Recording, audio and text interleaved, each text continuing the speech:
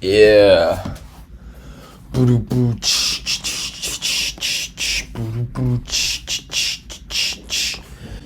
Ayuki show just got even better. Oh yeah. Oh yeah, the Ayuki show. Welcome to the Ayuki show. Alright guys, I have a great feeling about today. And I think it has the potential to be one of the best episodes we have ever done because there's some very interesting. Oh, yeah. Nice little garbage truck going by the window. There's some very interesting stuff going on right now. And where is it going on, do you ask? Inside of my head. Because that is where everything interesting in my life goes on pretty much because I don't know, you interact with the world just from things that are inside your head, right? But so on Sunday I had been feeling very motivated, very down. I went to church and the pastor had a sermon about surrender and about like letting go of the control that you think you have over your life, because we tend to struggle, or at least I know I do, tend to struggle with Christianity because I don't want to be considered a follower. I don't want to be, a sheep or anything like that. I want to be master of my own universe and of my own life. This is something that the pastor said that I really liked. Even if you have the fastest car, you still gotta wait in traffic. You know what I mean? None of us have the control that we think we have over our lives. And I think that was one of the best examples. Another one was, when we're flying in an airplane, we don't know that pilot. And there's some very, I don't want to be morbid here, but there's some pretty unfortunate people out there who got onto a plane with the same mindset as us, and that ended up being the last time that they ever touched the ground, except for when they died. But we don't know the pilot of a plane. We don't know who that person is. We don't know how long they've been flying. We don't know their success. We don't know any of that. And further, we don't even know how to fly a plane. But I love traveling, and I get on planes as much as I can because the percentage is great that people don't die, and the incentives are such that if a plane does crash, it's so bad for the company. But essentially we let a random pilot take hold of our entire life for that time that we're on the plane, right? So what the sermon was is, why then do we not let God take control of our life? This guy made the whole world and everything. He made every single, being, human, whatever, and he knows the best life for us to live. He knows what's gonna fulfill our hearts because he made us. He is cognizant of our person and our character and all of that. And it's just trust him. You know what I'm saying? Just trust him. And I was really, really motivated by that sermon to get myself in check because, recently I've been doing, I kind of have this funny behavioral thing that I do where I sin a bunch and then or not even, since a lot of fools out there don't like that word. I do a lot of dumb stuff, right? Like, I have sex with some girl that I'm not even emotionally attached to, just because, I'm feeling lustful and I want attention, things like that. And, or I get, super drunk a bunch of nights in a row and like act really like desperate or something, like just stuff that I don't need to do.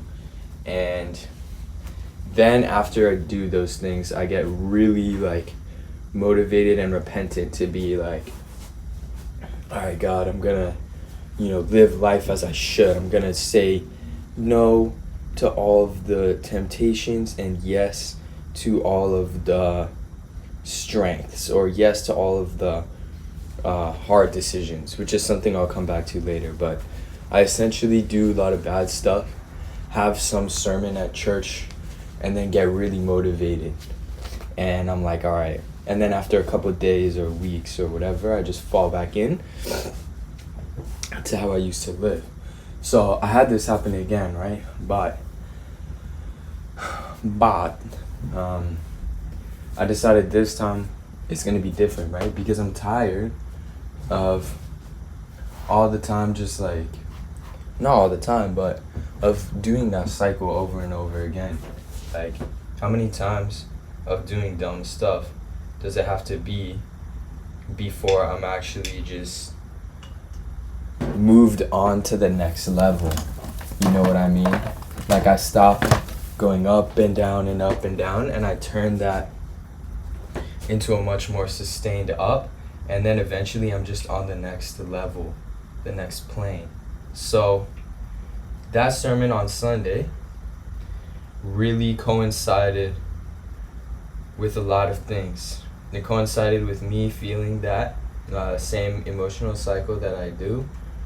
It corresponded with me listening to David Goggins' podcast on the Rick Roll YouTube account.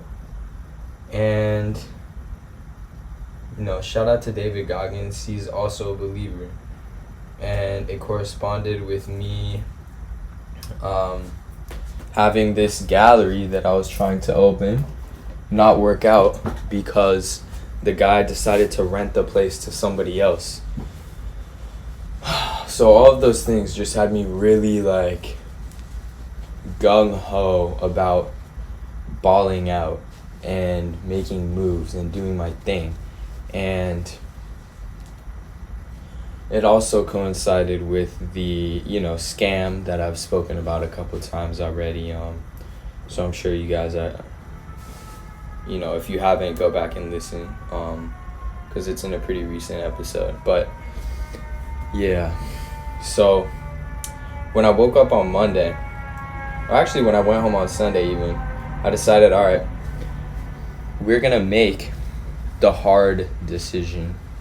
We're gonna make the decision that now feels like it takes effort, but in the future will just be me being a freaking savage. So what that looks like is, you wake up, you look at your phone. You wake up, you look at your phone. You wake up, you go outside and smoke a cig.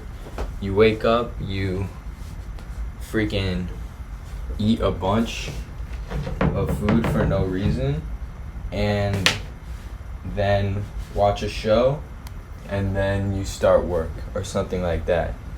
And I said, no. Why do I make decisions all the time that don't even lead me to become the person that I want to be? It makes no sense. And I even felt that way this morning because I woke up after being pretty drunk. And when I wake up after being drunk, by the way, that was like my painting hitting the windowsill, because I'm painting right now as well. But A lot of times when I wake up from being drunk, I'm very messy.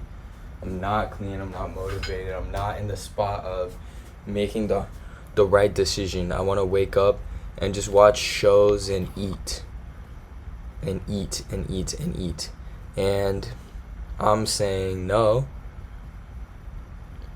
So this morning I did actually make the right decisions, even though it was really hard. And I gotta say I'm proud of myself right now, because that means I'm building up pieces of a stronger personhood.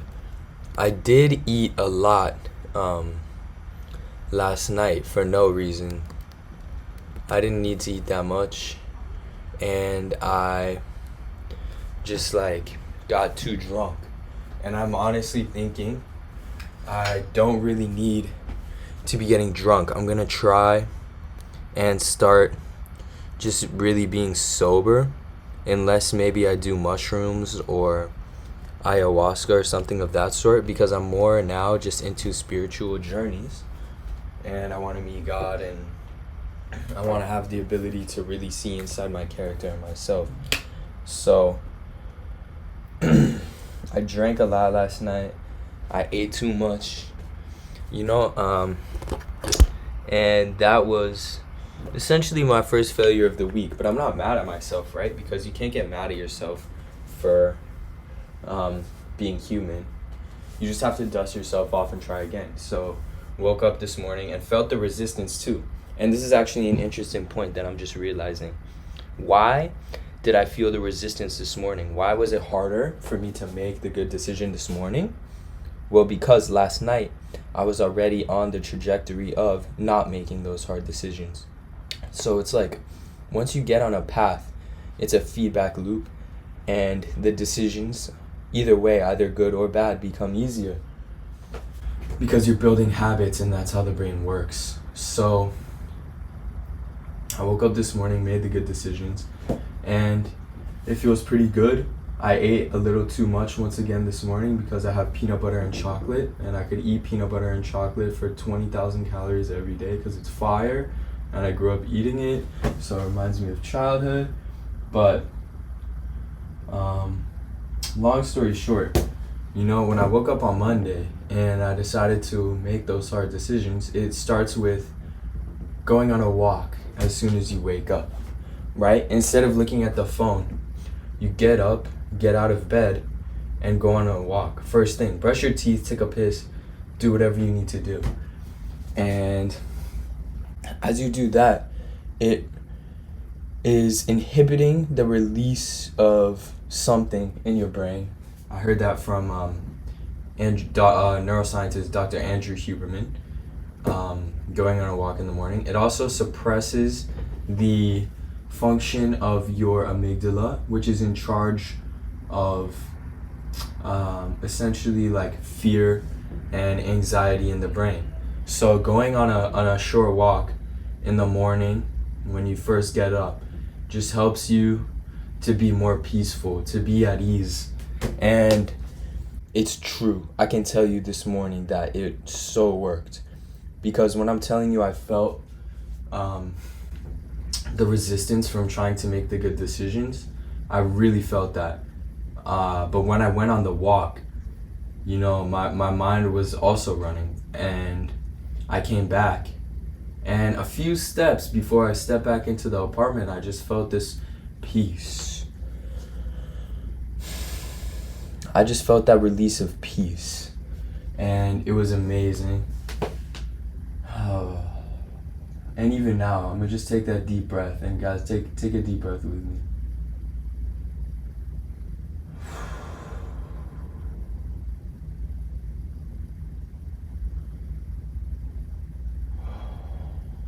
Oh yeah, doesn't that feel good? Just in through the stomach, out through the mouth.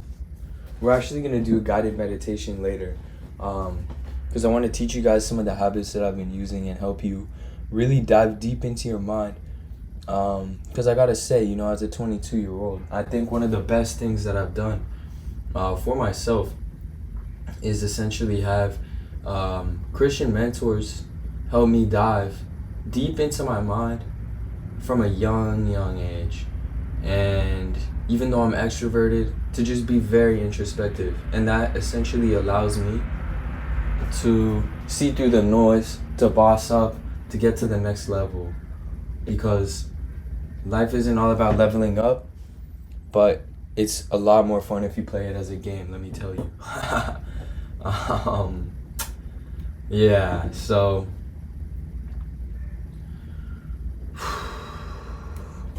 from the decisions I've been making, it's just being more productive in very specific ways, right? So I have been working 6 hours a week. On a week. Imagine one day when I can just paint, I only have to do like 6 hours of administrative work a day, but whatever. 6 hours. I just messed it up again, but you guys know what I'm getting at. I do 6 hours of productive work a day. That is what I had been doing over the past 2 months. And it was pretty good. You know, I take a log of my work hours every day, and I write down how much money I've made, and then I divide that by how many hours I've worked, and I get my hourly wage and things like that. You know, it's nice. You want to keep notes, you want to pay attention to what you're doing. But I thought to myself, I'm 22. You can pump that up a little bit. You're only working 6 hours. You should be working 8 hours a day. Now, the thing to keep in mind is most people, when they're working an 8-hour job, being a slave, they are probably doing like 50% of their work is productive, right? 50, maybe even less. It depends. But so if you think about it, they're really working about 4 hours a day, and then the rest of it they're, you know, playing on their phone, taking a poop, not doing productive work, acting like they're doing productive work, whatever it may be, what have you. And so that is just an important thing to keep in your mind, right? But I'm pumping it up. I'm saying, all right, bet. You can do 6 hours of productive work a day. Let's do 8 hours of productive work a day. It's not that hard. You know, if you think about it, humans were bred to work. Like our ancestors, my ancestors, when they were kids, used to be working 60-hour weeks. They didn't even have a day off. They're working like, I don't even know, times 7 is like a little more than 8, less than 9 hours of work every single day for 7 days a week. That is disgusting. But like, they did it. And for sure the life expectancy wasn't that long. But that's, you know, I mean, they're like working in a coal mine or a mill. So obviously doing 60 hours of that type of work a week is going to be different than painting for 60 hours a week. So, you know, it's like we're capable of so much more than we think. So I decided to boss up, and I'm going up to 8 hours a day, 5 days a week, and we'll see how that feels. I'm just doing that for this week. And essentially what I added on to my schedule, because, you know, I want to make a little more money, I want to work out every day, was delivering Uber Eats on a bicycle. And it's actually pretty nice. I get to do it whenever I want. I get tips on almost everything. Uber Eats, if you hear this, y'all sponsor me right now, because I'm giving you the best advertisement for it. It's actually getting paid to work out. Now, hear me out on this. So, in that same podcast by Andrew Huberman, it was essentially all about how to live where you optimize your brain function during the day. And I mean, I'm trying to optimize my brain function during the day, no doubt. After doing your first bout of work, after doing your first round of work during the day, which is what I'm doing right now, which should be around 90 minutes. I prefer to do 2 hours. I think today I might even do 3 or 4 hours, just because I'm playing basketball with friends later, and I really want to get to 8 hours of work. So I'm gonna, you know, need to be a little bit extra disciplined, which is fine. I got a portable charger, and now I can listen to podcasts while I'm doing Uber Eats, which I'm very excited about because that's just going to make the biking that much better. It's actually going to be lit. I'm really looking forward to that today. And thank you, Lord. But yeah, after I do my first bout of work, I then go do Uber Eats for an hour and a half, which is a 90-minute workout. And that is that's like what you should do after doing your first bout of focused work, according to Andrew Huberman, and I trust the guy. And I've been doing it this week, and it feels freaking great. So I'm thinking I'm probably going to keep doing that. And, after I do that for an hour and a half, then I come back, take a little break, probably take a shower because I'll be a little sweaty. It's hot in New York right now. 30-40 minute break, and then I go straight into my time of reading.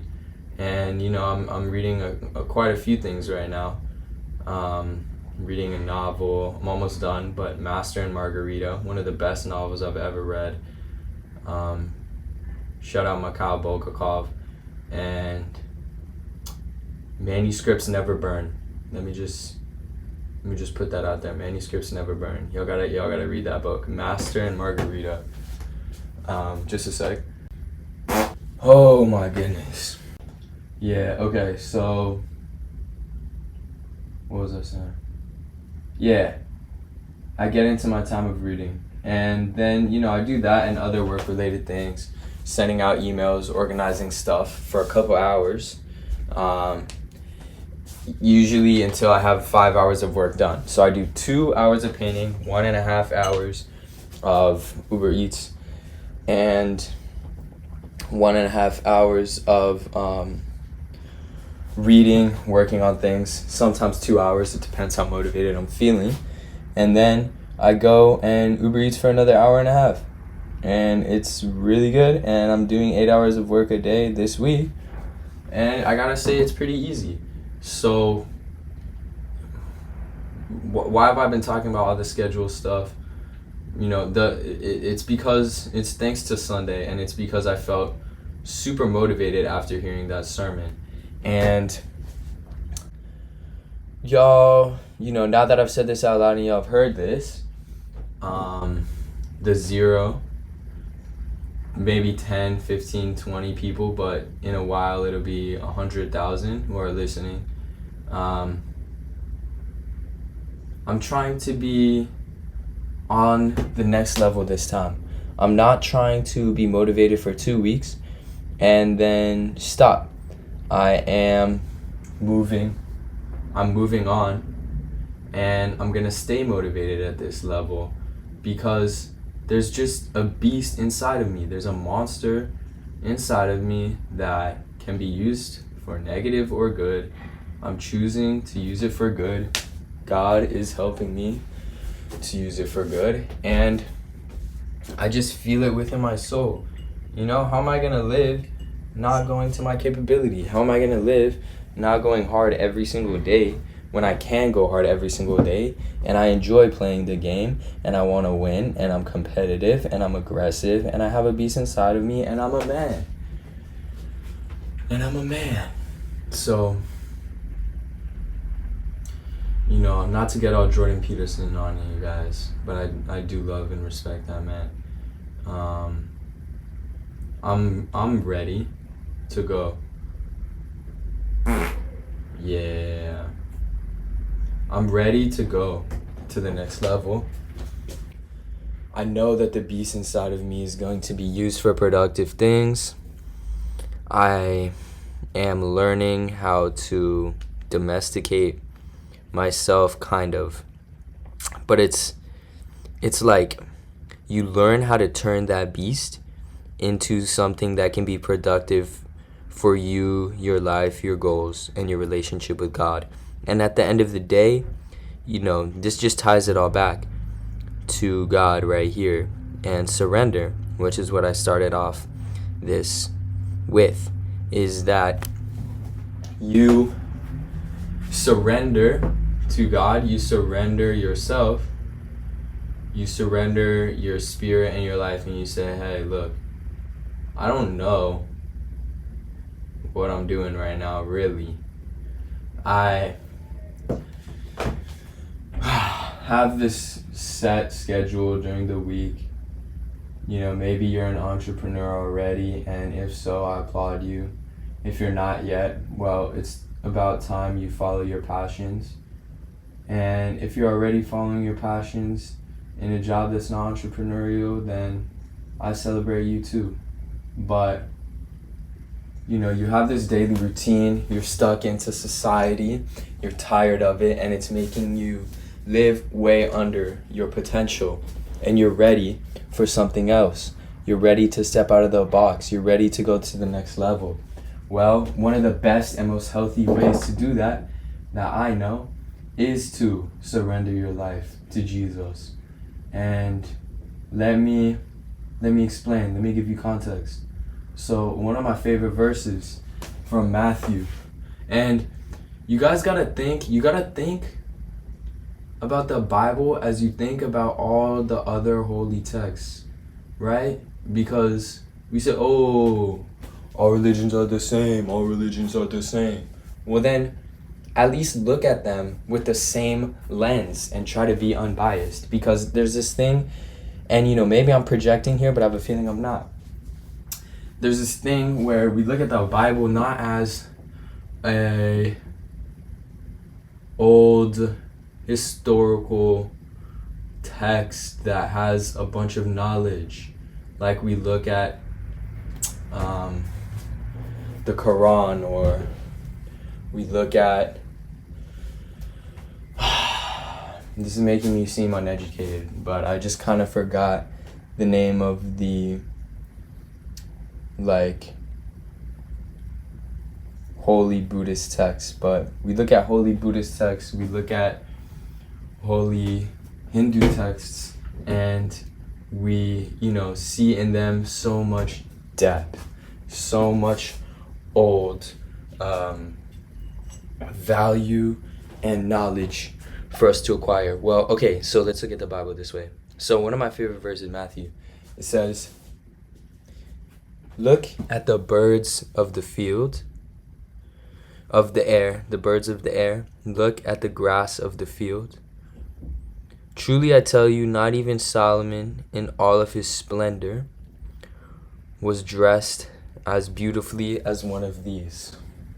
Now, if the Lord does so for the birds of the air and the grass and the flowers of the field that are here today and gone tomorrow, how much more will he do for you as a human, you of little faith?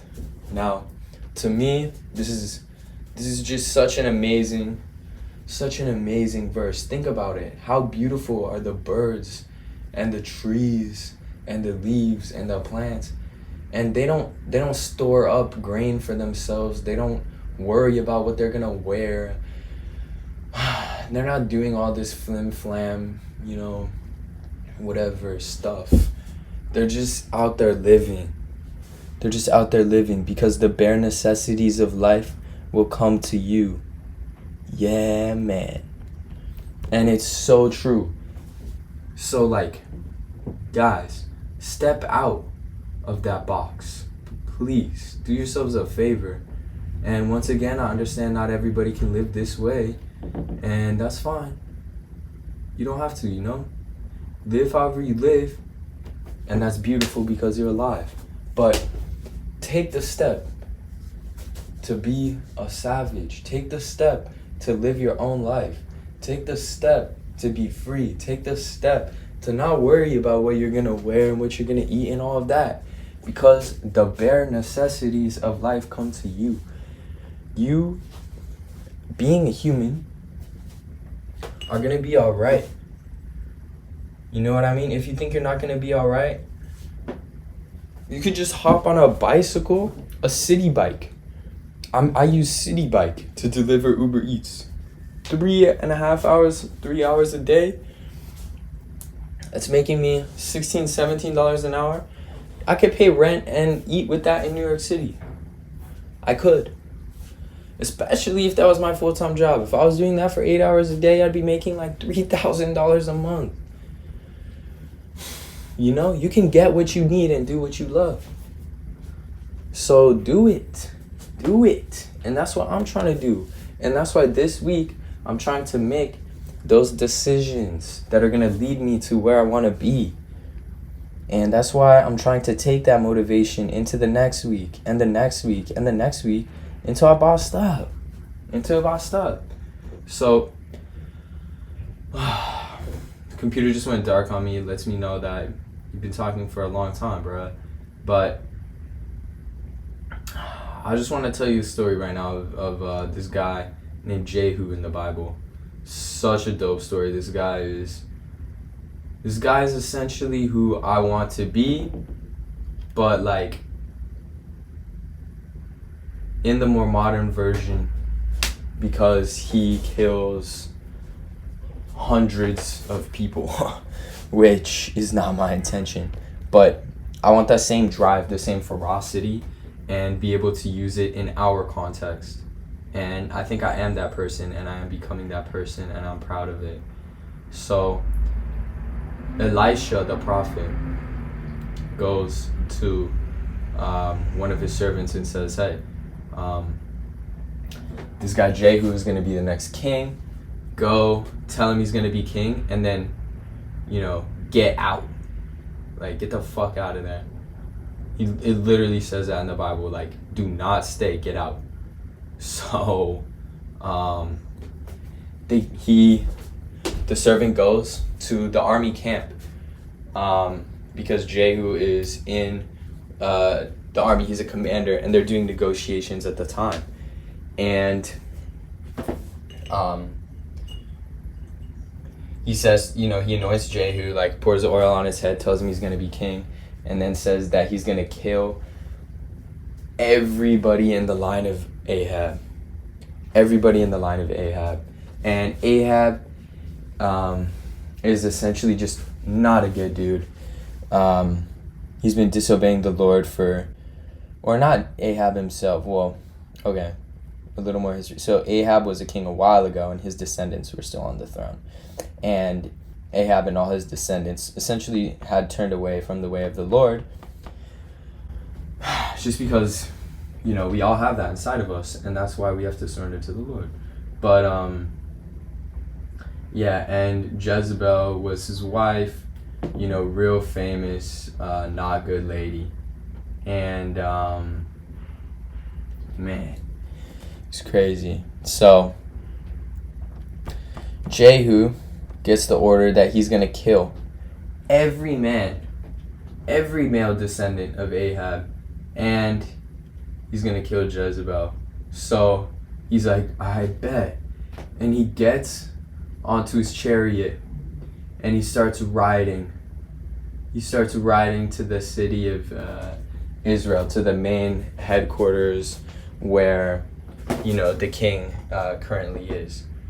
And as he's riding, the watchmen see someone coming in a chariot, and they send out 2 messengers, one at a time, and each time the same thing happens. The messenger says,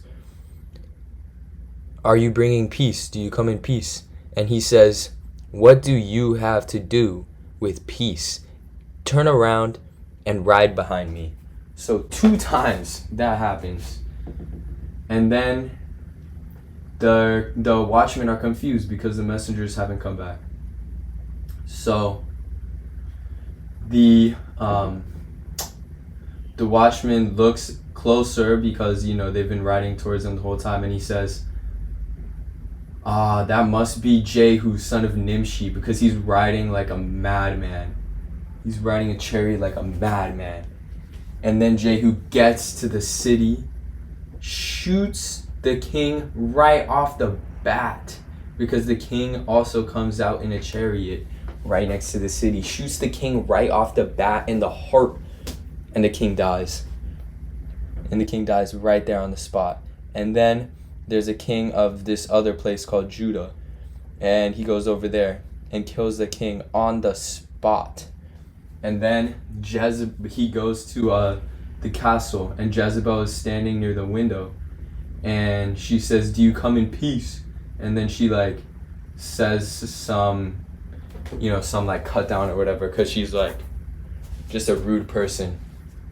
And he looks to her servants and says to Jezebel's servants, "Who of you are with me? Push her off the window." And they push her out the window, and she just dies right there on the spot. I take a sip of water.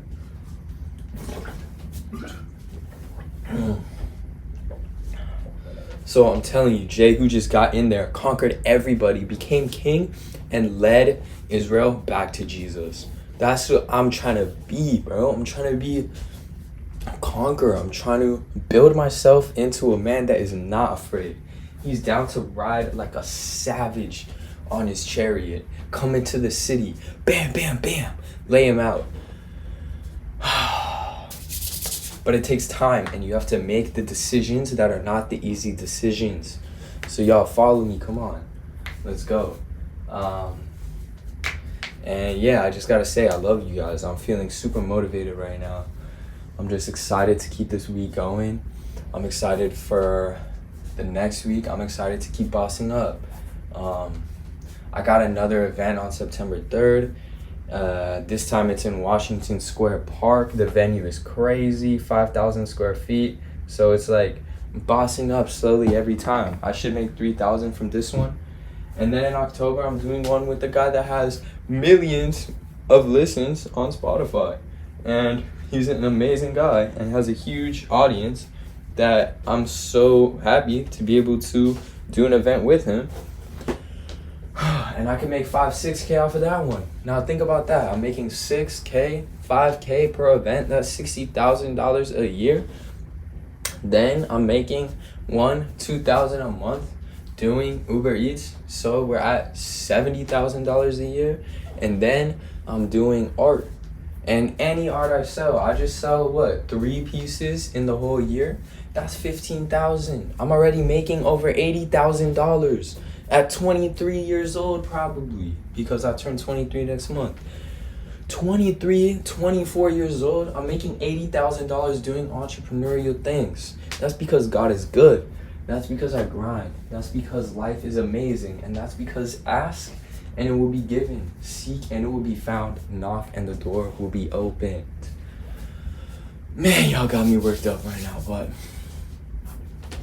yeah, I just wanted to, come in and say that and really encourage you guys, and encourage myself at the same time. So, this is the Ayukis Show. Alright, thank you everybody for listening, and have a nice day.